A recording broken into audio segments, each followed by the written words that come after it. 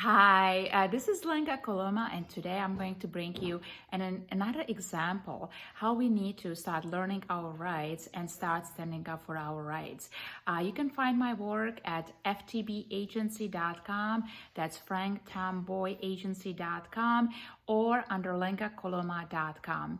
So it was Friday morning on May 7th, around 10 o'clock, that I was peacefully exercising my constitutionally secured right to travel in my private automobile from place A to place B. I was going for a meeting in the morning, and I was observing all the traffic lights, the speed limits, the stop signs, which, by the way, is not the law.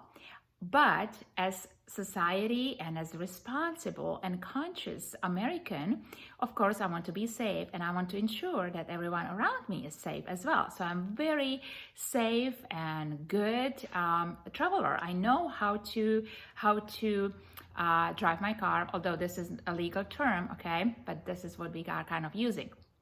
So anyway, I have a constitutionally secured right as an American state national to travel in my private automobile, and I don't need to be licensed because I'm not operating a car. I am not doing business, so I'm not in commerce. So you see, most people completely forgot, and they're not even aware that right to travel in our private automobiles is a secured right under the supreme law of the land, which is the Constitution, the Fifth Amendment, your right to life, liberty, and pursuit of happiness. So I was traveling peacefully in my private automobile, and out of nowhere I noticed a police car behind me, and he came really close, and then of course the red lights went on. And so, I said, okay, well, I guess something must be wrong, so I pulled to the side.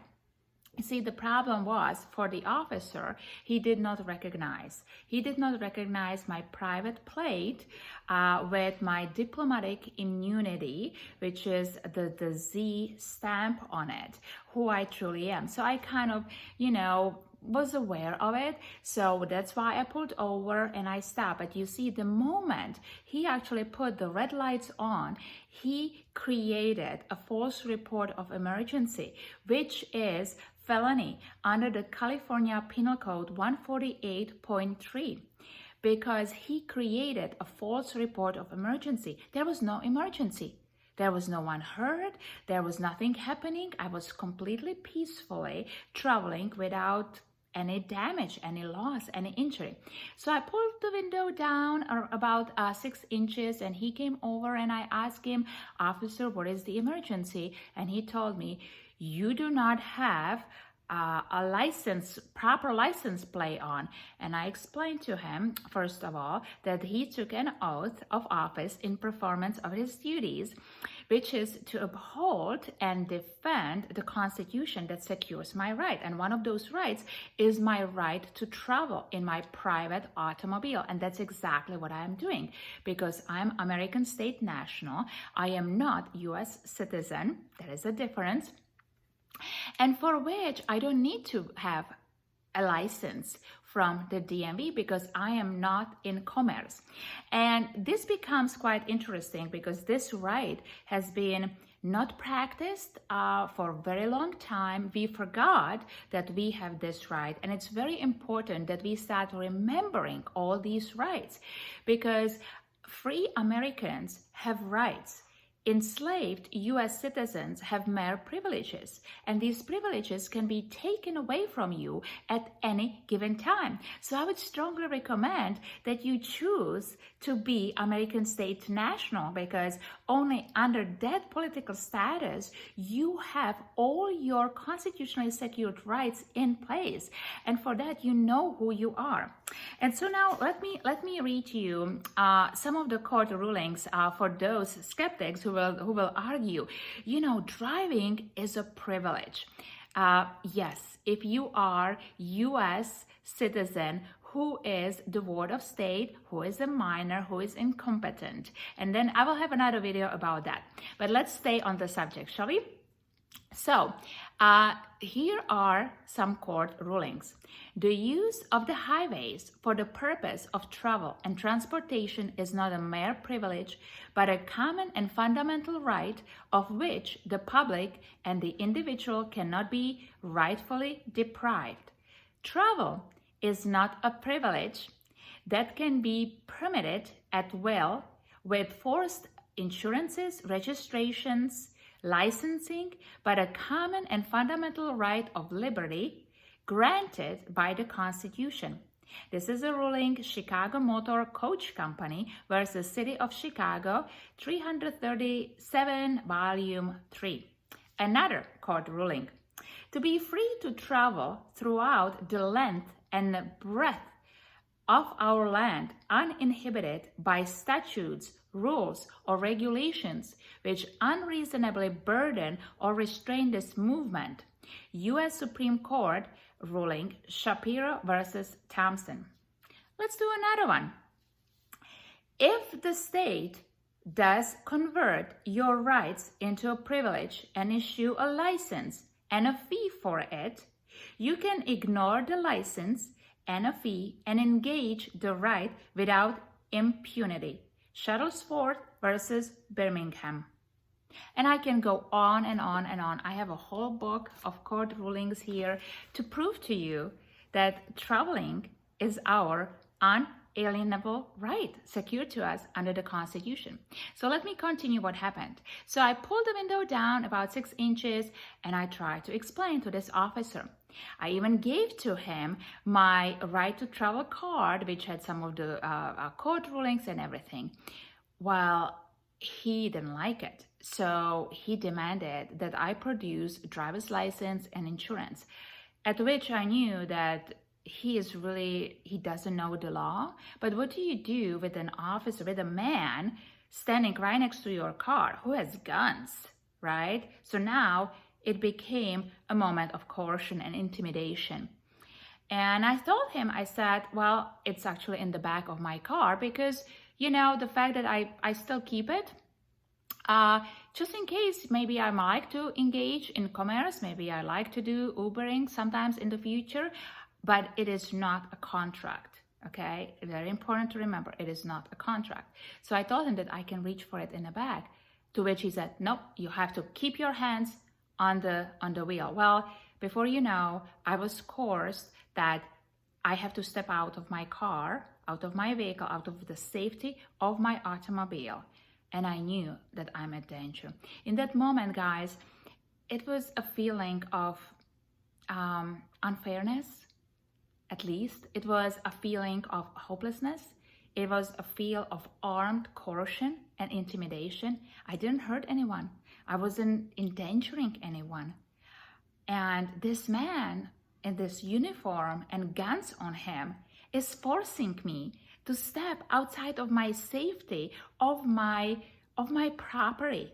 It did not feel good at all. But he told me that if I don't, he's going to break the window of my automobile and grab me out of my automobile. So I had really no choice because at this moment, I'm already surrounded by many other deputies and I'm a peace-loving and, American. I don't want to fight, but I had no other choice. So this was absolutely armed coercion and intimidation. So I had to step outside of the safety of my property. I was immediately handcuffed. I was put behind my car. I was barefoot. I couldn't even put my shoes on. Had to spread my legs, was searched unlawfully without a warrant. And then they kidnapped me and put me into the police car. And I was sitting there for an hour when they unlawfully searched my automobile without a warrant signed by a judge in a wet ink. And then when I was released, the supervisors came and I talked to them. Everything they are doing, this is a deprivation of rights under color of law. Title 18, USC 242. And because it was now more than one officer there, now it's conspiracy of deprivation of rights under color of law. Title 18, USC 241. And this is high crimes. So I informed them of what's going on. I got my citation for all kinds of things, of producing false information and not having my license plate on, and it was just marked for misdemeanor, okay? But they were so wrong. They were so wrong, and they did wrong to me. So what I did, instead of, because as I said, I'm peace-loving American who knows her rights and who knows that our rights are secured to us by the supreme law of the land, which is the Constitution. And so what I did was I had no other choice but serve the officer with my declaration of truth under oath. And what he got served was with perjury of oath, violation due process, along with trespass upon my rights to be secure in my property, my automobile, trespass upon my rights to my private property, that he restrict my movement, kidnap me, hold me hostage, imprison me, unlawfully imprison me in his police car, assaulted me, bothered me, tortured me by isolating me from others, sent other people acting under his order to trespass upon me on his behalf, investigate me without lawful proof of probable cause on the suspect basis of unlawful conduct, conducted an invalid, unlawful investigation of me absent proper constitutionally compliant due process of law, as he is ordered and all the other deputies were, that he subjected me of intimidation and coercion, along with all the deputies, that he intimidated me and coerced me under color of law, which opposes due process and other rights guaranteed to me in the constitutions, national and state, as was done to me by his and his deputies on the above referent Friday morning. He also and all the officers engaged in racketeering, engaged in conspiracy, and despite his lack of constitutional authority, he committed all of those unconstitutional violations against me and thereby perjured his oath along with all the deputies that were present. And he has 20 days to respond to it. And this is a lawful declaration, and it is a fraud if people of authority do not respond to it. It's acquiescence not to respond when there is duty to respond. And when an affidavit and declaration of truth under oath is unrebutted, now it becomes a tacit agreement, an admission without objection in front of any court in America. So this is admission. This is admission.